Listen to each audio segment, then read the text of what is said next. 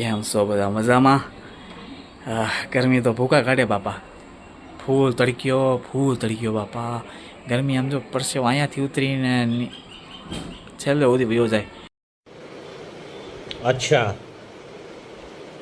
ठीक है समझ गया.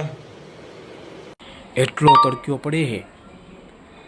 કેમ છો મજામાં બાપા? લ્યા તમારું ધ્યાન રાખજો. હવે આપણા ગઈઢા બુઢા હતા ને જે દાદા દાદી, આપણા નાના પપ્પા મમ્મી દાદા દાદી બધા મોટા વર્ગના, એ ઘણી વાર આપણને શું છે અમુક વસ્તુ કરવા ના પાડે કે આવું નહીં કરવાનું, અમુક નિયમો પાળવાનું કહેતા અમે કહીએ કરો તો આપણને લાગતું હું યાર આ અંધશ્રદ્ધામાં ટોકણ કરે અત્યારના જમાનામાં, ત્યારે કે યાર આ ભાઈ અંધશ્રદ્ધા છે ખોટી. પણ એક વાત કહું તમને ખબર છે કે આપણે જેને અંધશ્રદ્ધા કહીએ નહીં, ભારત ભાગની મોટા ભાગની માન્યતાઓ છે ને પાછળ ગજબનું વિજ્ઞાન છુપાયેલું છે. તો આજે હવે આપણે એવી માન્યતાઓની વાત કરીશું કે જે આપણા પૂર્વજો બાપ દાદા છે એ વૈજ્ઞાનિકો કરતાં પણ વધુ સ્માર્ટ કરતાં એ સાબિત કરે છે.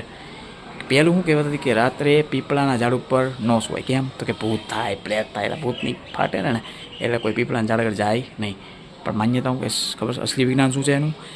મોટા ભાગના ઝાડ છે ને દિવસે CO2 લે છે અને O2 છોડે છે, પણ રાત્રે તે ઝાડ જ ઉલટું કરે છે. જોકે પીપળો રાત્રે પણ ઓક્સિજન આપી શકે છે, પણ શું છે તે ખૂબ માત્રામાં કાર્બન ડાયોક્સાઇડ પણ છોડે, એટલે રાત્રે ઝાડ નીચે સુવાથી ઓક્સિજનની કમી થાય છે અને ગૂંગળામણ અનુભવે. એટલે પૂર્વજે લોકોને દૂર રાખવા માટે ભૂત સાથે પ્રેસરે જોડી દીધું, એટલે આપણે માનવું પડે.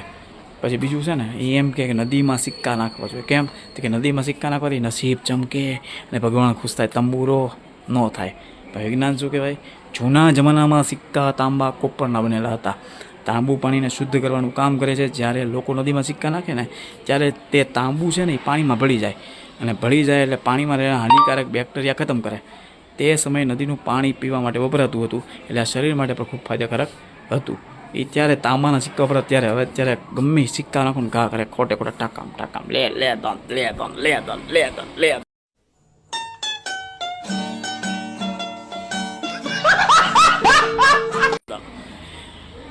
પછી ચોથું છે ઉત્તર દિશામાં માથું રાખીને સૂવું ન જોઈએ. કેમ કે ઉત્તરમાં માથું રાખીએ ને એટલે આયુષ્ય ઘટે અથવા આપશુકન થાય, તંબુરો. એમાંય વિજ્ઞાન છે શું કે પૃથ્વીનું પોતાનું એક ચુંબકીય ક્ષેત્ર છે, મેગ્નેટિક ફિલ્ડ છે. આપણા શરીરમાં લોહીમાં આર્યન લો તત્વ હોય છે, એ બધાને ખબર છે. જ્યારે આપણે ઉત્તર દિશામાં માથું રાખીને હોઈએ ને ત્યારે પૃથ્વીનું ચુંબકીય બળ આપણા મગજ પર દબાણ લાવે છે, અને આનાથી બ્લડ પ્રેશર, સમસ્યા કે માથાનો દુખાવો કે અનિદ્રા જેવી બીમારો થઈ શકે છે. એટલે પૂર્વજો જુઓ તમે કેવા માઇન્ડ સેટઅપ, તમને ખબર છે કે આ અત્યારની રેડિયાળ પ્રજા માનશે નહીં, એટલે તમારે જોડી દીધું એટલે માનવું જ પડે. પછી પાંચમું કે ગ્રહણ વખતે જમવાનું ટાળવું જોઈએ. કેમ કે જૂની માન્યતા શું છે કે ગ્રહણ સમયે રાક્ષસો સૂર્યને ગળી જાય એટલે બધું અશુદ્ધ થઈ જાય, ખાવાનું અશુદ્ધ થઈ જાય, એટલે ગ્રહણ સમયે જમો તો બધું તમારા પેટમાં કચરો જ જાય એકલો. એવું ન હોય, એવું નથી. પણ શું છે અસલ વસ્તુ, ગ્રહણ દરમિયાન સૂર્યના અલ્ટ્રાવાયોલેટ યુવી કિરણો છે ને પૃથ્વી પર ખૂબ જ પ્રબળ હોય છે. આમ ઘા કરે આવે ચકા થઈને. સૂર્યપ્રકાશની ગેરહાજરીમાં વાતાવરણમાં બેક્ટેરિયા ઝડપથી વધે છે. તૈયાર ખોરાકમાં બેક્ટેરિયા જલ્દી બળી જાય, જે ફૂડ પોઈઝનિંગ કરી શકે છે. એટલે જ ખોરાકમાં તુલસીના પાન નાખવામાં આવે. અત્યારે કોઈ નાખતું નથી, એટલે નાખવામાં આવતા. કેમ કે કારણ કે તુલસીમાં એન્ટીબેક્ટેરિયલ ગુણો હોય છે, બરાબર. એટલે પછી છઠ્ઠું છે કે સ્ત્રીઓ કે વડીલોને કેમ બિંદી તિલક લગાવવું જોઈએ? આપણે માથામાં કરીએ તિલક આમ સજના હે મુझे સજુના કેલી. હા, તિલક એ ધાર્મિક શ્રદ્ધાનું પ્રતિક છે, લગાડવું જોઈએ. પણ તિલક હું કામ લગાડે એનું કારણ હું, એનું હું કામ ઉપયોગ થાય, હું તમને શરીરમાં અસર કરે ખબર છે? તો હું કહું, આપણા બે ભગવાન છે ને ભમરાવડા બે નેણ એની વચ્ચે આજ્ઞા ચક્ર હોય, અથવા એને શું કહેવાય પિનિયલ ગ્લેડ, બરાબર. જ્યારે આપણે ત્યાં ચંદન કે કંકુ તિલક લેવાય ને ત્યારે હળવું દબાણ આપીએ, થોડુંક તમે દબાણ આપીને લગાડો, બરાબર છે.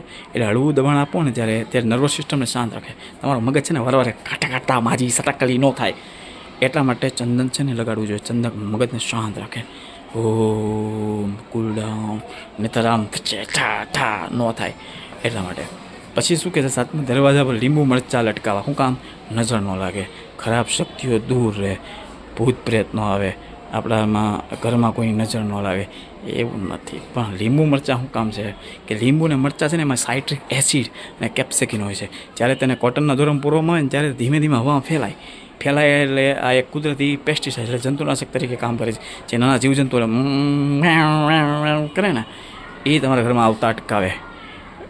એટલે પહેલાંના જમાનામાં જ્યારે અગરબત્તી દીવો ને આવું બધું કાંઈ હતું નહીં ને ગુડ નાઇટ આપણે ટીક કરીને મચ્છર બગાડીએ ત્યારે લોકો આનો ઉપયોગ કરતા હતા બહુ. પછી 8મું છે જમતા પહેલાં હાથ પગ કેમ ધોવા. તો એની માન્યતા એવી હતી કે અશુદ્ધિ દૂર થાય અને લક્ષ્મી ઘરમાં આવે. હાથ પગ ધોવાથી લક્ષ્મી ઘરમાં આવે તો બધા ત્યારે બજુર્ગ બધા કામ કરીને આવે એ મેન કરોડપતિ ન હોય. પણ શું છે કે આખું શરીર આપણું છે ને ઉર્જાથી ભરેલું હોય. પગ ધોવાથી શરીરનું તાપમાન નીચે આવે એટલે કૂલ ડાઉન થાય. જ્યારે તમે ઠંડા પગે જમવા બેસો ને ત્યારે રુધિરાભિસરણ બ્લડ સર્ક્યુલેશન પેટ તરફ વધે આમ જાય, જે પાચન ક્રિયા ડાયજેસ્ટને ખૂબ જ મજબૂત બનાવે છે. એટલા માટે પછી 9મું કહે છે સંધ્યાકાળે કચરો કેમ ન કઢાય. માન્યતા છે લક્ષ્મીજી હાલે ભગવાન ખાતા હોય નારાજ થઈ જાય. આવું ના હોય. પહેલાંના જમાનામાં છે ને વીજળી હતી નહીં, વીજળી ડૂલ હતી. સાંજના સમયે અંધારું હોય જ્યારે કચરો કાઢતા કરતાં સોનાની વીંટી કે તાંબાના સિક્કા કે ચાંદીના સિક્કા એ બધું કચરામાં ફેંકાઈ જાય એવી શક્યતા રહેતી હતી. એટલે વડીલોએ રાત્રે સફાઈ કરવાની મનાઈ કરી, પણ ખબર હતી કે આ લોકો માનશે ને એટલે આને ધાર્મિક હત્યા છોડી દીધું. એ માનવું પડે અત્યારે કચરો ન કઢાય. પછી 10મું શું છે કે મંગળવાર કે શનિવારે નખ વાળ કેમ ન કાપવા. તો શું કે ગ્રહો નબળા પડે અને તમને દેવું વધે અને કરજમાં ડૂબી જાઓ તમે, એવું ના હોય. જૂના સમયમાં લોકો છે ને તલવાર કે અણીધાર વસ્તુ હોય ને એનાથી ઓજાર કે નખ કાપતા, પણ રાત્રે લાઇટ ન હોય એટલે અંધારામાં આવા કામ કરવાથી ઈજાનું જોખમ બહુ વધી જતું હતું. એટલે રવિવારની રજા હોય ને એટલે લોકો કામ કરતાં કરતાં કાપી નાખે. એટલે આ લોકોએ સોમવાર, મંગળવાર, બુધવાર જે વારે તમે ના પાડો છો એ વારે નખ કાપવાની ના પાડી. તો આવી સાયન્ટિફિક રીઝન છે. બોલો, વિચાર કરો, પૂર્વજ આપણા કેટલા ટેલેન્ટેડ હતા બાપ, કેટલા ટેલેન્ટેડ. એને ખબર જ હતી કે હા આવનારી પ્રજા માનવાની જ નથી કોઈનું, કોઈના બાપનું નહીં માને. અને હવે આપણી પ્રજા તો કોને ખબર શું કરશે એ. એટલે આવું બધું સાયન્ટિફિક રીઝન છે એનું. તમને જો આ વિડીયો ગમ્યો હોય તો લાઇક કરજો, શેર કરજો, સબસ્ક્રાઈબ કરજો, કમેન્ટ કરજો, સબસ્ક્રાઈબ કરજો વાલા, જરૂર છે સપોર્ટની ફૂલ. ઓકે, જય શ્રી કૃષ્ણ, આવજો.